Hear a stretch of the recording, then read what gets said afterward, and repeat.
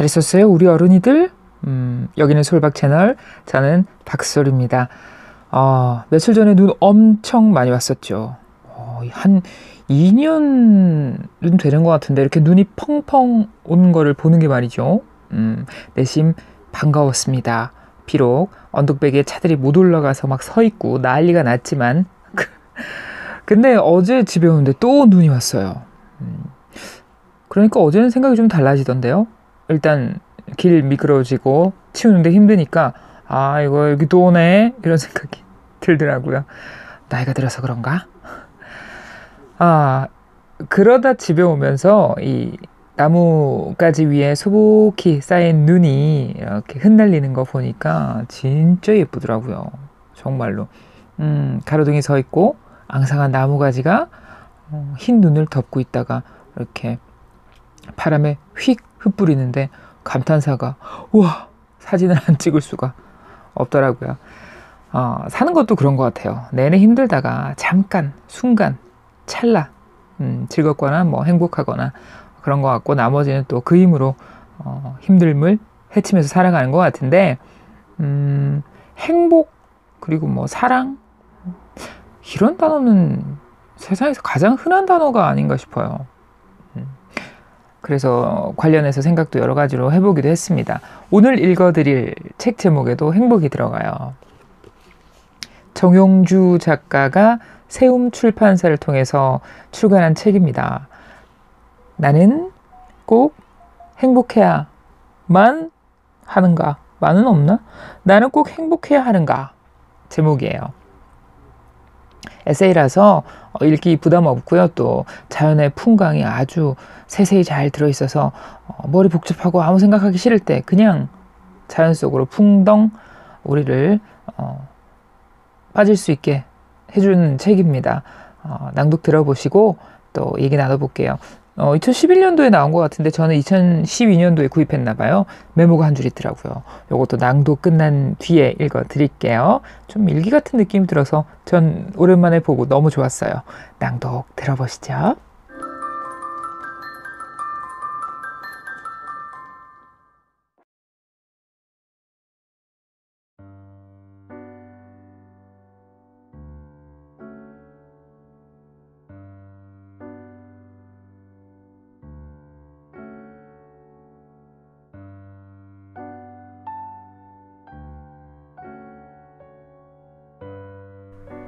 가을숲 새벽 빗소리. 새벽에 깨어나 이불 속에 누운 채로 있다. 한 겹씩 거쳐가는 어둠처럼 잠결이 밀려가고 소리들이 귓가로 밀려온다. 비닐 덮개 위에 보온 덮개를 씌워놓은 움막의 지붕에서 가을비가 요란하지 않은 발자국 소리를 내며 새벽 숲을 건너가고 있다. 땡그렁 울리는 처마 풍경 소리. 파란 고무옷으로 마당에 끌어다 쓰는 계곡물이 함지박을 넘쳐오르는 소리. 지붕까지 가지를 늘어뜨린 산 벚나무 붉은 잎들이 우수수 흩날리는 소리가 들린다. 알맹이를 모두 뱉어놓은 마당의 늙은 밤나무는 원두막 지붕에도 새고랑 심어놓은 가을 무밭에도 누렇게 물든 잎사귀들을 흩어놓는다. 따뜻하게 군부를 지피고 노랗게 침엽이 말라가는 낙엽송과 상수리 나무와 굴참나무와 가래나무와 함께 숲을 덮은 어둠에서 고요하게 잠들어 있는 시간에 가을 새벽비는 풀과 나무들의 얼굴에 찬 손을 얹으며 더 먼 시간 속으로 이들을 이끌어가고 있는 것이다. 나에게서 멀리 있는 것들과 나에게 가까이 있는 것들을 생각해 본다. 나는 먼 숲으로 왔다. 이곳은 사람의 발길을 흔치 않은 곳. 사람들은 내게서 멀리 있고 나무와 바람과 새들과 들꽃은 내게 가까이 있다.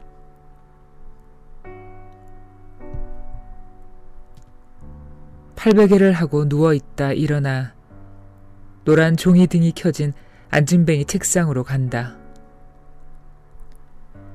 계절이 바뀌는 때가 오면 이렇게 가끔씩 잠을 깨는 새벽이 있다. 따뜻한 커피 한 잔을 상에 올려놓는다. 느리게 찻잔을 입으로 가져가는 얼굴이 작은 거울에 비친다. 계절이 지나가는 것은 사람을 아프게 한다. 거울 속 얼굴이 억새처럼 쓸쓸하다.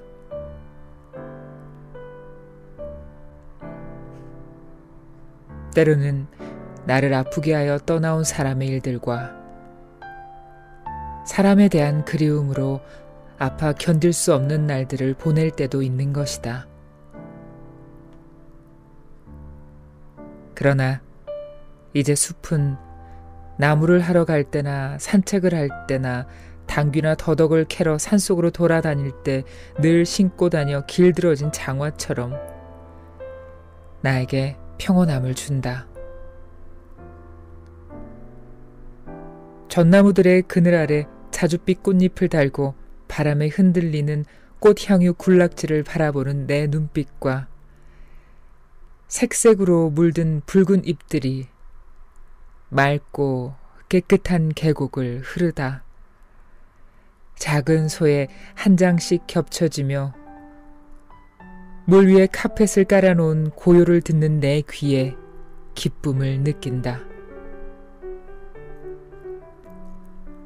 조금은 게을러도 나를 굶기지 않는 숲의 나물과 열매와 뿌리들은 내게 있는 시간들을 좀 더 내가 원하는 곳에 쓸 수 있도록 도와준다.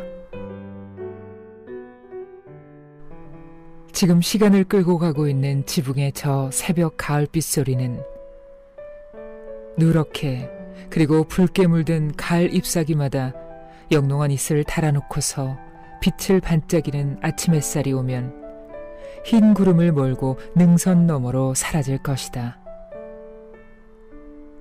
하늘은 더욱 파래질 것이고 바람은 더욱 깨끗해질 것이다. 지금 제 집에 잠들어 있는 내 강아지 능선이는 방문을 열고 숲속의 마당으로 나가는 나를 반길 것이고 닭장 울타리를 날아 넘은 3마리 닭들은 텃밭을 돌아다닐 것이다. 나는 겨울을 준비하는 연장인 톱과 낫과 도끼자루를 선보고 곧 다가올 긴 겨울을 위해 마당에서 장작을 패며 쿵쿵 받침 목소리를 계곡에 울릴 것이다.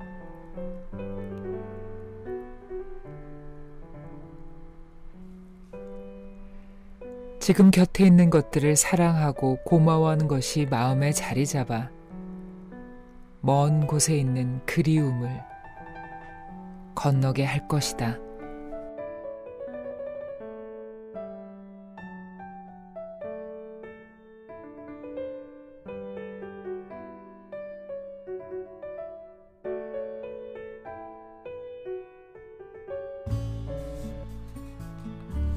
꽃 속에서 잠들다. 내가 사는 집은 흙벽돌을 쌓아 만든 집이다. 이곳은 제법 깊은 산중이므로 구들장을 놓고 아궁이에 불을 지펴 보온을 한다. 흙집은 숨을 쉰다고 말을 한다. 별다른 창이 없어도 작은 들창과 문풍지 사이로 스미는 바람만으로 통풍이 되고 또 한여름 말고는 매일 조금씩이라도 아궁이에 불을 지피므로 집이 뽀송하게 말라 아늑하고 포근한 느낌을 준다. 그러나 장마철에는 사정이 조금 다르다. 지루하게 내리는 비로 숲도 마당도 축축하고 수분을 빨아먹은 벽돌이 눅눅하여 방 안에서 호라비 냄새가 나기 딱 좋다. 그렇다고 무슨 찜질방처럼 매일 불을 뗄 수는 없는 노릇이고 그래서 여름에는 항상 방문을 열어놓는다. 환기도 시키고 이따금씩 불을 때는 흙 방바닥이 눅눅해지지 않도록 하기 위함이다. 그러다가 뱀이라도 들어와 또아리를 틀고 앉아있으면 어떡하지 하는 불안한 생각에 대나무 가지로 촘촘하게 엮은 발로 창호지 문 아래를 막아놓는다. 처음에는 그렇게 해놓고도 불안하여 방 안에 들어오면 구석을 살펴보고 담요를 들춰보기도 했다. 그러나 시간이 지나면서 익숙해지고 어떤 때는 잠깐 방에 들어왔다가 나가면서 발을 치는 것을 잊기도 한다. 문 아래쪽은 그렇다 치고 위로 드나드는 놈들은 막을 수 없다. 나비가 들어왔다가 나가기도 하고 박새나 콩새가 들어왔다 반대쪽 유리창만 들이받으며 뻥 뚫린 출구를 찾지 못해 창틀에 붙어있을 때도 있다. 그러나 숲에 살면서 이런 정도는 낭만적이지 않는가. 여름철에 흙으로 된 방 안에서 산다는 것은 거의 벌레들과의 동거라고 할 수 있다. 방바닥에는 작은 집거미들이 무슨 산책로처럼 이따금씩 돌아다니고 개미나 딱정벌레, 나방, 그리고 메뚜기, 귀뚜라미, 배짱이, 어쩌다가는 밤나무에 붙어 수액을 빨던 사슴벌레까지도 방바닥을 기웃거리며 기어다니기도 한다. 그러나 이런 것들을 손바닥으로 때려잡거나 일일이 찾아다니며 몰아내지는 않는다. 모든 벌레들이 사라지기 전에는 이것들을 무슨 수로 막을 수 있겠는가? 그러려니 하고 사는 것이 서로 편하다. 그런데 이번에는 좀 다른 놈이 들어왔다. 어두워져서 방문을 닫고 천장에 붙어있는 형광등에 늘어진 끈을 잡아당겨 불을 켰는데 엄청난 말벌 한 마리가 어디에 붙어있다 윙윙거리는 날갯짓을 시작한 것이다. 이놈은 나에겐 관심도 없다는 듯이 텅텅 형광등만 들이받고 있었지만 나는 엄청 겁을 먹을 수밖에 없었다. 놈이 웬만해야 파리채나 수건이라도 흔들어 내쫓을 텐데 도저히 자신이 없었다. 방 안에 불을 끄고 놈이 나가기만을 기다렸지만 다시 불을 켜면 어디에 붙어있다 다시 나타나 텅텅거리며 시위를 했다. 몇 번을 반복하다 할 수 없이 방문을 닫고 불을 켰다. 담요를 끌어당겨 얼굴을 덮고 말벌에 지치지 않는 날갯짓을 본다. 저놈이 저러다 지쳐서 잠들어버린 내 얼굴에 떨어지지 않기만을 바랐다. 아, 오늘 밤 내 방 안은 얼마나 큰 꽃속인가.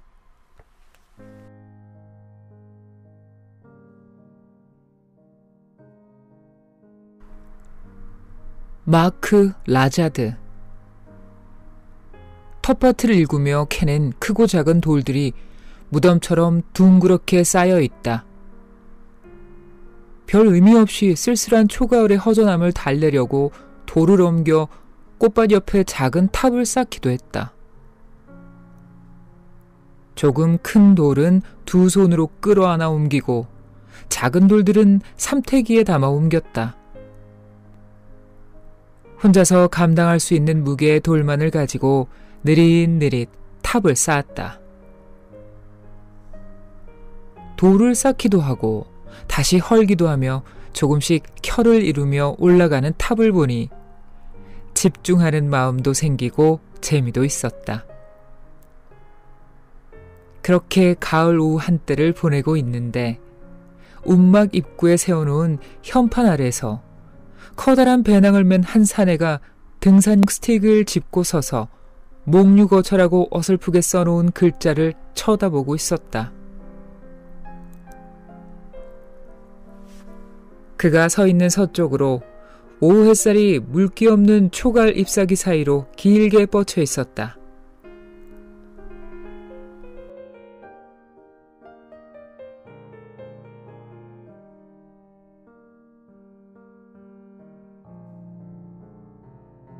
내가 쳐다보는 것을 느낀 그가 보랏빛 협죽도 꽃잎이 시드는 움막의 오솔길을 천천히 올라왔다. 유난히 등에 맨 배낭이 커 보이는 그가 가까이 오자 나는 조금 당황했다. 머리를 빡빡 깎은 파란 눈의 외국인이었다. 4시가 다 된 이 시간에 외국인 혼자서 인적 없는 이 길을 올라온다면 그는 길을 잘못 든 것이다. 나는 단어 몇 개를 나열하는 영어 실력으로 웃으면서 저를 찾아왔냐고 물었다. 그도 웃으면서 제가 올라온 능선을 한번 내려다보곤 어깨를 으쓱하며 This is temple 하며 나를 쳐다봤다.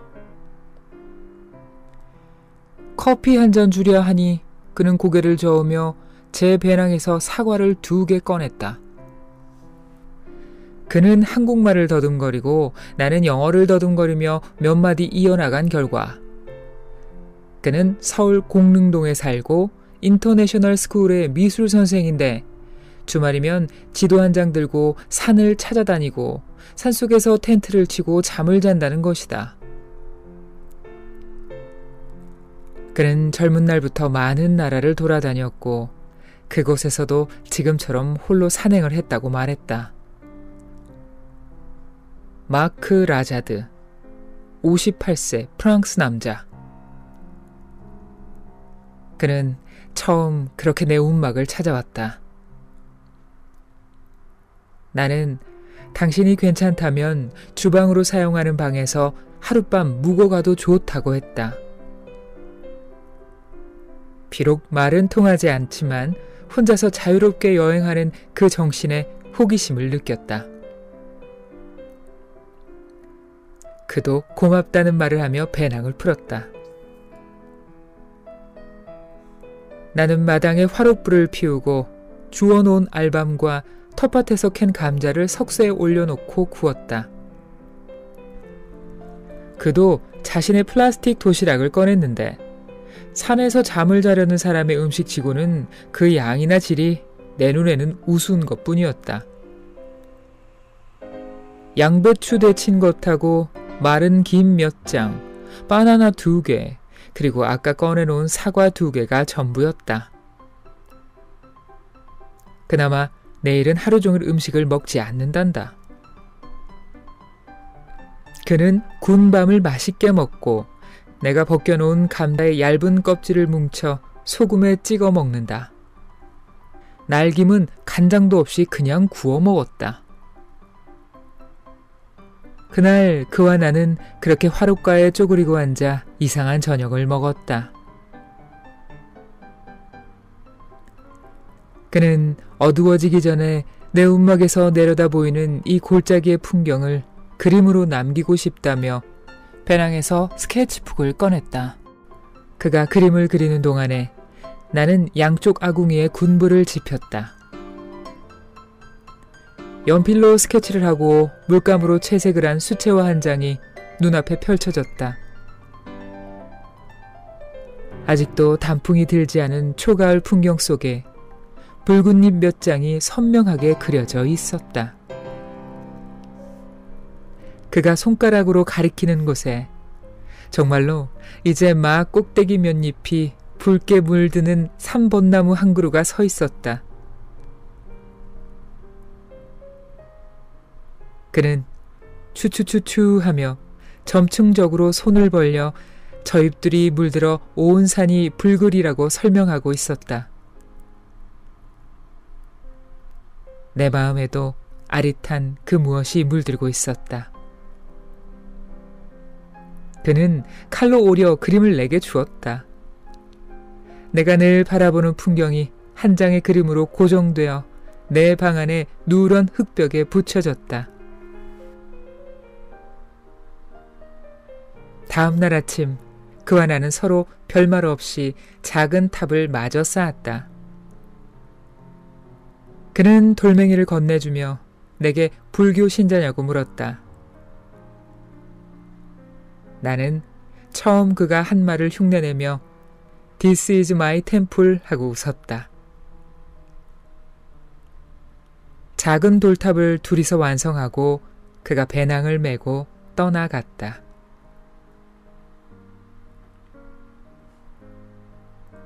그리고 추추추추 하던 그의 모습처럼 붉은 가을이 지나가고 모든 잎사귀들이 떨어지고 온 산에 흰 눈이 덮여 최초로 붉어졌던 그 3번 나무에 눈꽃이 하얗게 핀 날, 소리 없는 그림자처럼 그가 또 왔다. 우리는 두 마리의 산짐승처럼 고요하고 말없는 흰 겨울밤을 함께 보냈다. 그는 이제 한국에서 일이 끝나고 뉴욕으로 간다고 했다. 그렇게 말하는 그의 푸른 눈빛이 깊었다. 그는 마지막 선물로 인디언처럼 생긴 내 초상화를 연필로 그려주었다. 가끔 그를 생각한다. 그러면 어느 때는 그가 내게로 왔다가 간 것이 아니라 내가 그가 살고 있는 먼 곳에서 이리로 떠나온 것 같은 아련한 마음이 든다. 연락도 없이 다시 가을이 왔다. 오지 않을 것을 알면서도 움막 아래 협죽도 꽃잎이 시드는 오솔길을 내려다본다. 그가 손가락으로 가리키던 산벚나무 꼭대기 잎사귀가 붉게 물들었다. 침묵하고 있는 저 돌탑처럼 내 마음 한편이 먹먹하다.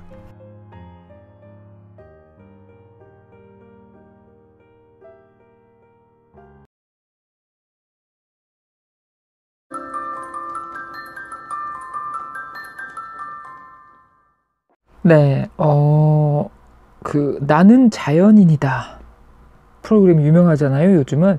그게 언제 시작됐는지 모르겠는데, 이 속의 그림을 저희가 며칠 전에 열어보니까 주인공도 그렇고, 나는 자연인이다 가 생각이 나기도 했었어요.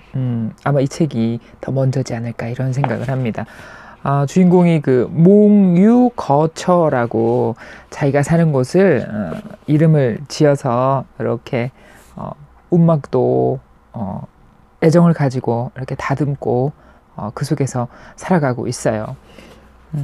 저는 2012년도 2월 달에 이 책을 구입한 모양이에요. 메모가 이렇게 한 줄 있던데 일기처럼 마음에 들었어요. 나는 행복해야 한다고 생각한다. 그러나 그 전에 무엇을 행복이라고 할 것인지를 정해야 한다고 생각한다. 2월 20일 날 2012년도 그때 이렇게 써놨네요.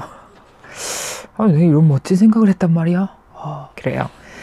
행복은 사람들마다 정의하기 나름이에요. 꼭 행복해야 한다라고 생각하기 전에 내가 무엇을 행복이라고 생각할까부터 생각하는 게 좋을 것 같네요. 예전에 제가 적어놓은 생각에 전적으로 동의합니다. 자, 다음 시간에 또 좋은 책 들고 찾아올게요. 친구들, 오늘은 여기까지. 다음에 또 만나요. 구독, 좋아요, 알림 부탁드릴게요.